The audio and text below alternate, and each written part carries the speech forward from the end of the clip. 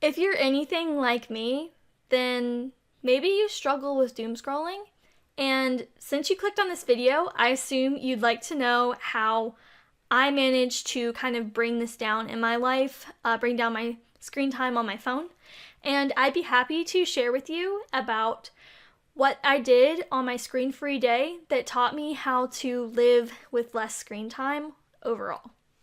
So, I decided one day, I'm like, I'm not going to use my phone today. I turned on a special screen time mode that I created for myself that only had my essential apps.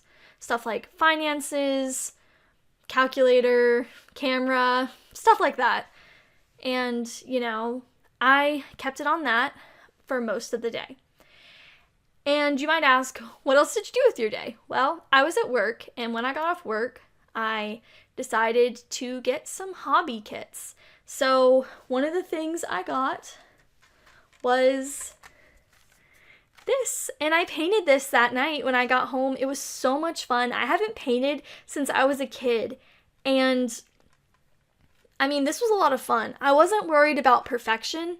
I just wanted to make something, and it was a lot of fun to just sit there and do it. Now, if you could see this closer up, you could tell that it's not perfect, but like I said, it wasn't the goal. And another thing I've begun working on, I haven't worked on it so much recently, but this is a diamond painting. It's like little sequins, and it's Starry Night, which I'm sure you can tell from the background. And I also started on that night. I believe I also journaled some. How did I reduce my screen time for that day and stop doom scrolling? The answer is hobbies. I have been hearing so much recently about people engaging in hobbies and rediscovering hobbies and finding things to do outside of social media. And I think that's such a beautiful thing. Okay, so what I ended up thinking about was I used to do crossword puzzles. I used to paint. I used to read. And I'm just like, maybe I should get back to that. There's so much more to life than spending time on my phone.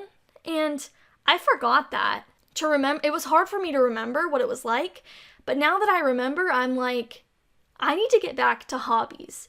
There are some books I'm really interested in reading. I'm interested in reading Nia's Bottom of the Pyramid about her experience on Dance Moms. And there's a book called The Let Them Theory. I can't remember who it's by, but I read about it actually on TikTok, ironically. And I definitely want to read it because it's all about people pleasing, is what I heard. And guilty as charged. I tend to be a people pleaser, and I think this could be really good for helping me kind of detach myself from that. So there's definitely some books I want to read. So what does all of this mean for you? Hobbies. Again, that's the answer. Finding things outside of phone usage that you like to do. I think it's good to have a variety of different activities that you enjoy. I definitely think I need to get back more into reading because reading is so important to learn new things. Another big thing for me was doing a personal curriculum. It's all just, there's so many great ideas for what else you can do. You can get out in nature, you can go for a walk, you can watch a movie, you could read a book, you could play a video game, you could do a craft like embroidery, crocheting, sewing, you could journal, you could write. There's so many fun hobbies to be had out there and so many fun things to learn.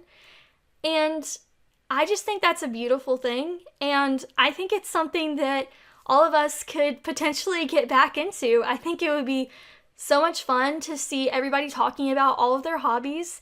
So if you guys have any wonderful hobby suggestions, please drop it in the comments for me and for others to read about.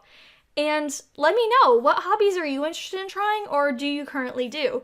I'd love to hear about them. And thank you so much for watching. Have a great day.